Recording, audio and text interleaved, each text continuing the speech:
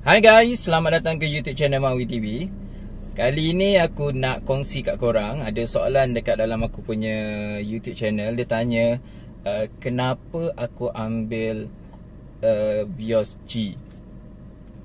Kenapa tak ambil Vios GRS? Okay, itu soalan yang ditanyakan. Dan aku rasa itu agak menarik untuk dijawab. Jadi kalau korang nak tahu apa sebab-sebabnya, okay, jangan lupa untuk tekan butang like dan juga subscribe. Kita jumpa sebentar.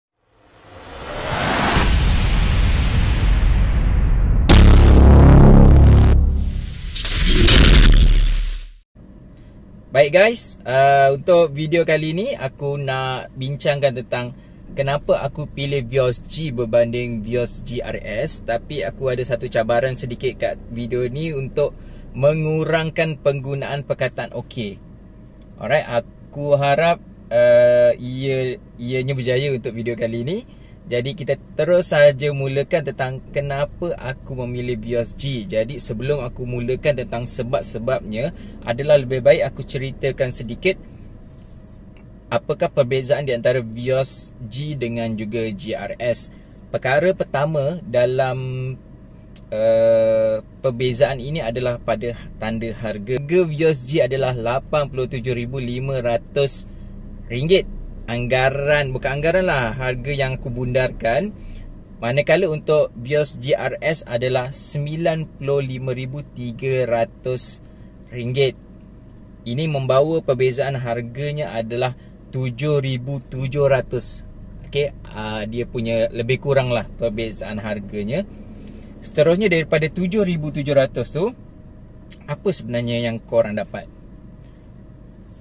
Dari RM7,700 pertama yang korang akan dapat adalah yang paling besar aku rasa antara kesemua yang korang akan dapat adalah perubahan transmisi CVT itu daripada 7 kelajuan virtual kepada 10 speed. Okay, kepada CVT 10 speed, bermaksud pertambahan 3 speed dalam gear ini. Tapi sebenarnya kalau ikutkan, pertambahan tu pun hanya berlaku bila korang menggunakan sport mode, tak silap aku, dan ataupun menggunakan manual mode. Barulah CVT ni boleh capai sehingga 10 speed. Yang kedua perbezaannya adalah pada panel meter dan paparan LED pada MID, di mana kalau Vios G atau Vios yang biasa menggunakan warna biru, manakala untuk panel meter pada GRS ni menggunakan warna merah, menunjukkan adrenalin merah tu lah kan, macam jiwa sport. Seterusnya pada dia punya MID tu, pada grafiknya pun berbeza, sebab start je kereta dia keluar GR punya lambang, kemudian barulah yang lain. Okay, itu adalah antara perbezaannya. Kemudian korang akan dapat rim 17 inci berwarna hitam yang sangat ganas pada aku bentuknya. Sangat ganas, sangat liar lah. Alright, jadi itu antara perbezaannya. Dan 17 inci punya rim ni pada aku adalah antara rim yang agak besar lah untuk segmen B. Dan ianya macam SUV dah punya size rim Dan tayarnya tu pun kau ingat nanti berapa kau nak kena bayar tu.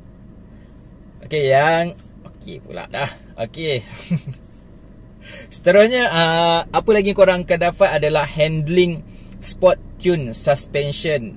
Toyota memberikan talaan baru kepada dia punya suspension supaya ianya lebih stabil dan lebih mantap bila dipandu, sebab ianya adalah kereta yang berjiwa sukan. Jadi ia perlukan suspension yang cukup padu untuk memastikan ianya dapat dipandu dengan lebih yakin sebenarnya.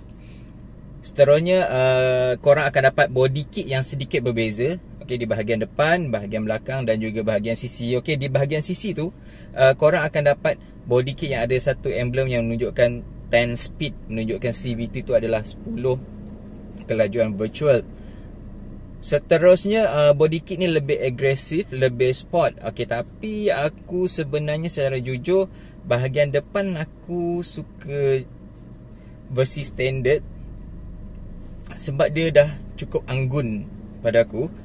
Manakala untuk JR tu macam terlalu mencuba dan dia tak ada feel mewah. Dia lebih kepada feel sport. Memanglah tujuannya sport, tapi aku sebagai pembeli, aku peribadi aku lebih suka dia bersifat elegan lah berbanding dengan sport. Seterusnya, korang juga akan dapat kerusi. Okay, kerusi ni adalah kerusi semi bucket yang ada jahitan GR kat sini. Okay, kedua-dua belah. Manakala menggunakan jahitan merah. Kalau ikut sini jahitan putih kan, yang GR pun jahitan merah. Okay, seterusnya semi bucket ni dia lebih selesa dan dia bukan menggunakan leather yang sama. Sebaliknya leathernya ada berbeza sikit, macam Alcantara sikit pun ada juga. Baik, seterusnya kita pergi kepada perbezaan lain adalah emblem lah. Okay, dia letak stiker ataupun emblem GR di beberapa kawasan. Jadi itu sahaja antara lah yang paling ketara untuk bernilai RM7,000. Kalau kau tanya pada aku, adakah RM7,000 tu berbaloi untuk dapat semua benda tu? Jujurnya aku akan anggap RM7,700 itu sangat berbaloi untuk mendapatkan kesemua benda yang ada pada GRS punya Vios. Serius, kalau korang beli dan korang ambil versi GRS, sebenarnya RM7,700 tu adalah nilai yang sangat berbaloi untuk korang dapat sebenarnya. Dan tak rugi, sebab gearbox korang akan dapat leather yang berbeza, skirting yang berbeza, kemudiannya kau dapat rim lain.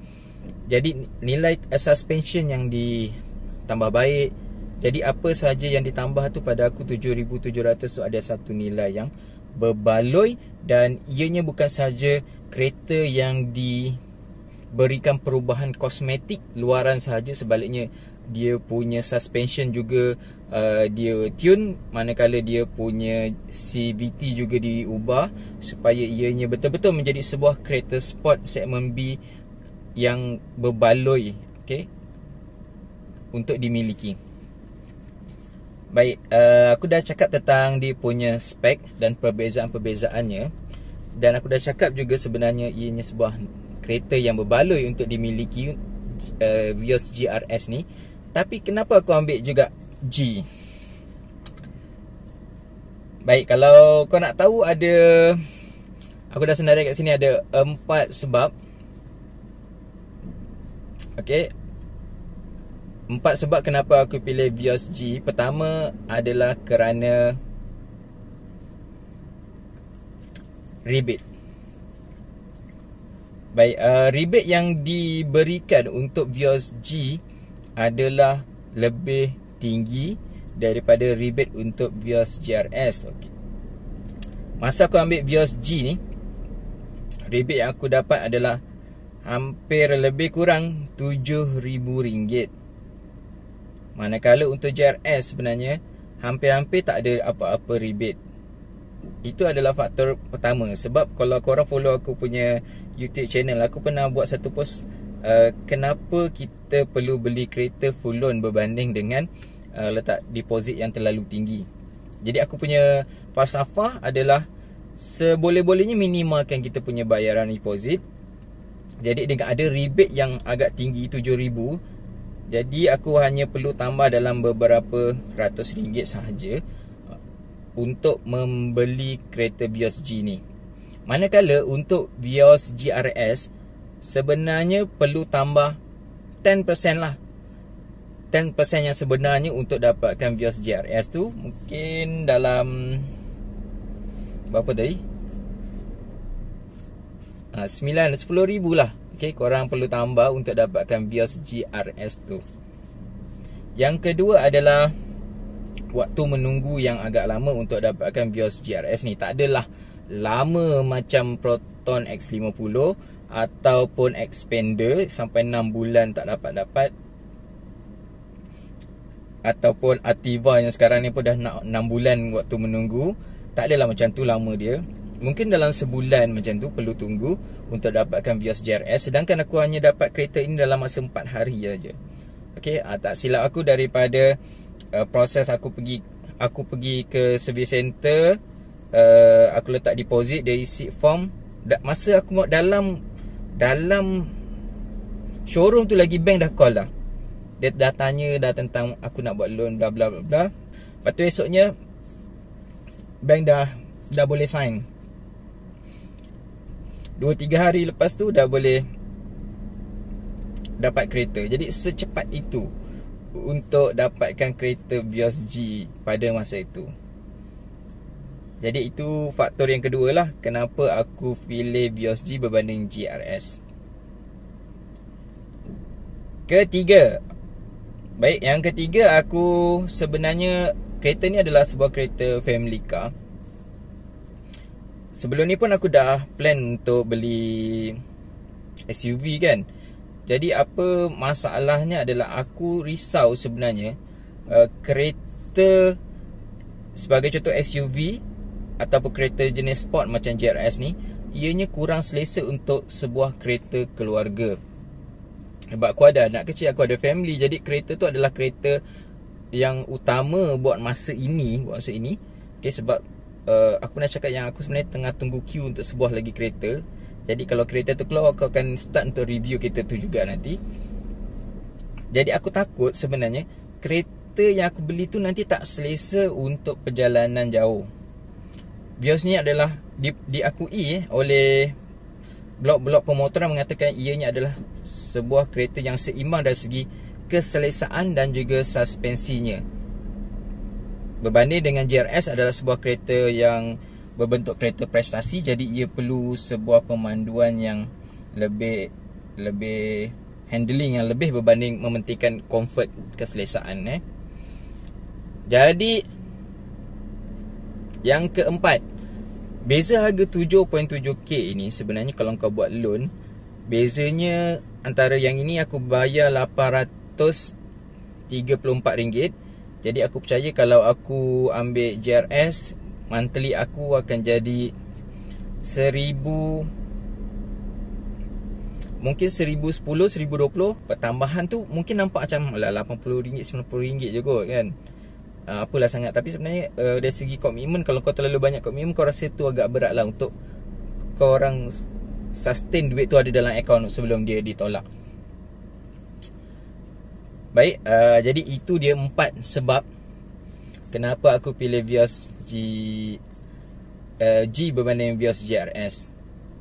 Okay, aku rasa penat nak bercakap ni sebab aku terpaksa kawal perkataan OK.